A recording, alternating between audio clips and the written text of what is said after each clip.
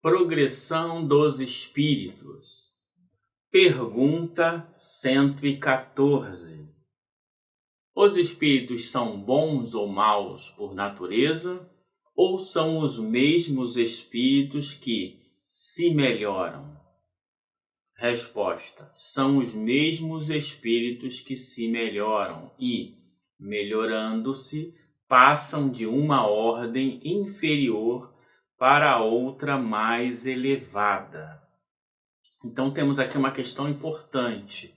Os espíritos não são criados nem bons nem maus, como existem em algumas tradições religiosas, como por exemplo a tradição judaico-cristã, que para eles a criação existem seres de naturezas diferentes, como por exemplo os anjos, que são criados bons, são criados com os seus dons plenos.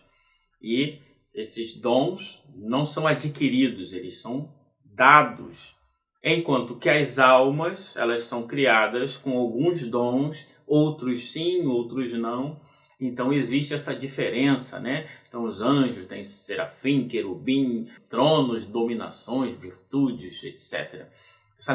É uma mitologia criada durante vários séculos, com várias interpretações, com várias influências, etc. A doutrina espírita não participa destas mitologias.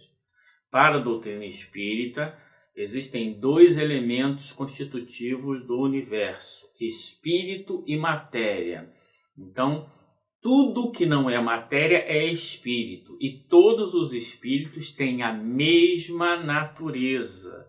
Então, não tem essa ideia de um ser criado com qualidades a mais do que outros, né? O efeito Romário, você é o cara. Não, todos são criados com a mesma natureza, e isso reforça algumas leis morais, como a lei de justiça, como a lei de progresso, como a lei de igualdade.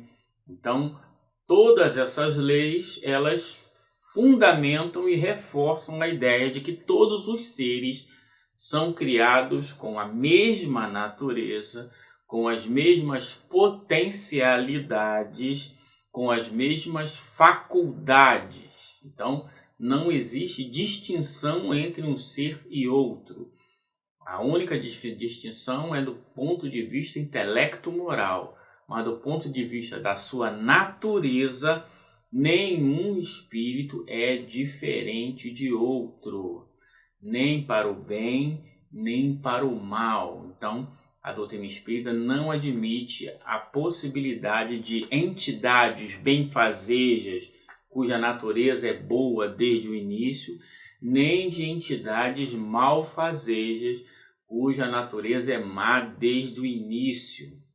Então, essa é uma questão muito importante, que elimina do campo da espiritualidade, do espiritualismo espírita, a possibilidade de distinção entre os seres criados.